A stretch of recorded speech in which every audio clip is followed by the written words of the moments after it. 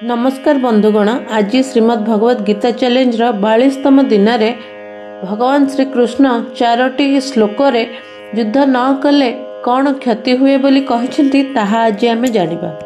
अथ चेत्त्वमिमं धर्म्यं संग्रामं न करिष्यसि ततः सधर्मं कीर्तिं च हित्वा पापमवाप्स्यसि।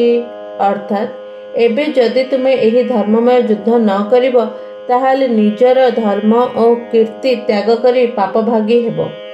अथ अव्यय पदटी पक्षांतर और चेत अव्यय पदटी संभावना अर्थरे व्यवहृत होइछि। ताहार तात्पर्य हैला युद्ध न करी तुमे रही परिबो नाही। निजर क्षत्रिय स्वभावर परवश होई अवश्य युद्ध करिबो।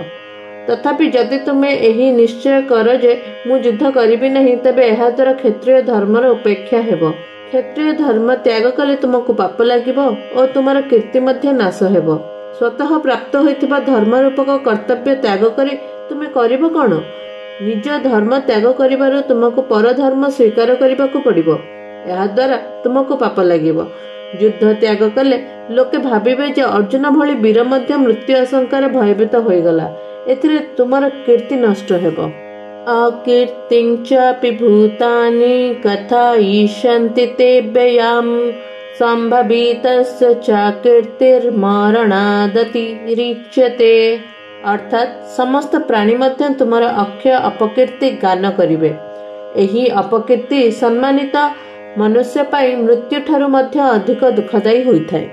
मनुष्य देवता यक्ष राक्षस प्रभृति जो प्राणींकर तुम सहित संबंध नहीं अर्थात तुम सहित जो मनकर शत्रुता बा मित्रता नहीं सेहीपरि साधारण प्राणी मध्य तुमर अपकीर्ति और अपजस गाई बोलिबे जे देख अर्जुन एपरि भीरु थिला जे निज क्षत्रिय धर्मर विमुख होइगला। से केडे वीर थिला किंतु युद्ध अवसर रे तार कापुरुषता जात हैला जहाँकि अन्य माननकु जणा नथिला इत्यादि इत्यादि। ते कहिबार भाव हैला स्वर्ग मर्त्य और पाताल लोकरे तुमर प्रभाव विस्तारित होइथिला किंतु एबे तुमर अपकीर्ति व्यापी जीव। अव्ययाम कहिबार तात्पर्य हेउछि श्रेष्ठत्व दृष्टिरु जेउ लोक जेते अधिक प्रसिद्ध होइथाय ताहार कीर्ति और अपकीर्ति मध्य सेतिके अधिक स्थायी होइथाय। श्लोकर पूर्वार्धरे साधारण प्राणी द्वारा अर्जुनक निंदा हेबा कथा भगवान कहि सारी एबे उत्तरार्धरे समस्तंक पई प्रयोज्य साधारण कथा कहउछंती। सांसारिक दृष्टि रे जे श्रेष्ठ लोके ताहाकू उच्च दृष्टि रे देखंती। सेपरि व्यक्तिंकर जदि अपकीर्ति हुए ताहा तांका पई मरण ठारू मध्य अधिक दुखदायी होइथाय। कारण जहार आयु समाप्त हैला से मरीगला। से कौनसी अपराध तो करी नहीं किंतु श्रेष्ठ व्यक्ति निज धर्म मर्यादा और कर्तव्य च्युत हेबारु अपकीर्ति हैला। श्रेष्ठ संबोधित मनुष्य यदि कर्तव्यच्युत हुए ताहार अपजस बहुत व्यापी जाए। भयाद्रणादुपरन्तं मन्स्यन्ते त्वं महारथः येषं च त्वं बहुमतो भूत्वा जास्यसि लाघवम्। अर्थात तुमे भय हेतु युद्धरु विरत हेल बोली महारथी माने भाविबे। जे मानक धारणा रे तुमे मान्यगण्य होइथिल एबे सेही मानक दृष्टि रे तुमे नगण्य होइजिबो। तुमे केवल आत्मकल्याण निमंते युद्धरु विरत होइछ बोली भाबुछ किंतु सतरे जदि ए कथा होइथांता एवं तुमे जदि युद्ध को पाप मन करू न थांत तेबे प्रथमरु एकांतरे रही भजन स्मरण करुथांत ओ युद्ध पई तुमर प्रवृत्ति होई न थांता किंतु एकांतरे न रही तुमे युद्धरे प्रवृत्त होइछ। एबे तुमे युद्धरु निवृत्त हेले बड़ बड़ महारथीगण भाबिबे जे मृत्यु भୟରେ अर्जुन युद्धरु निवृत्त हेला।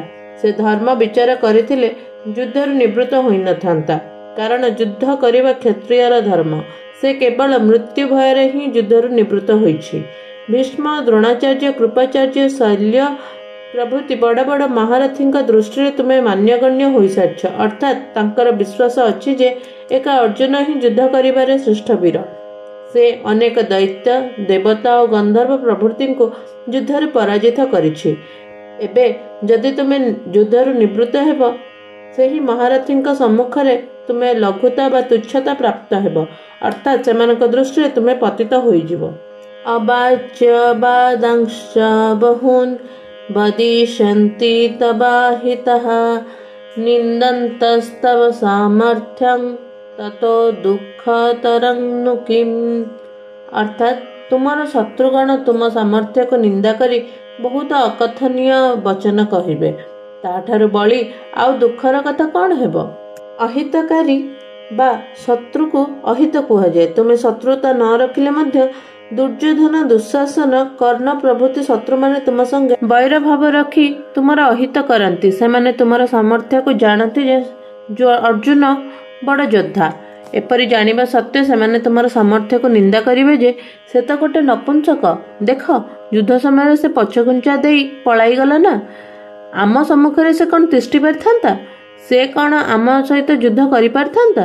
ଏହିଭଳି ତୁମକୁ ଦୁଃଖୀ କରିବା ପାଇଁ, ତୁମ ହୃଦୟ ଦଗ୍ଧୀଭୂତ କରିବା ପାଇଁ କେତେ କ'ଣ ଯେ ଅକଥ୍ୟ ବଚନ କହିବେ ତାର ହିସାବ ନାହିଁ।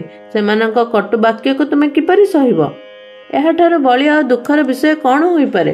ସାଧାରଣତଃ ଦେଖାଯାଏ ଯେ ମନୁଷ୍ୟ ତୁଚ୍ଛ ବ୍ୟକ୍ତି ଦ୍ୱାରା ତିରସ୍କୃତ ହେଲେ ସେ ତାହା ସହିପାରେ ନାହିଁ ଏବଂ ନିଜ ଯୋଗ୍ୟତା ଓ ବୀରତ୍ୱ ଠାରୁ ଅଧିକ ଦୁଃସାହସିକ କାର୍ଯ୍ୟ କରି ମୃତ୍ୟୁକୁ ବରଣ କରିନିଏ।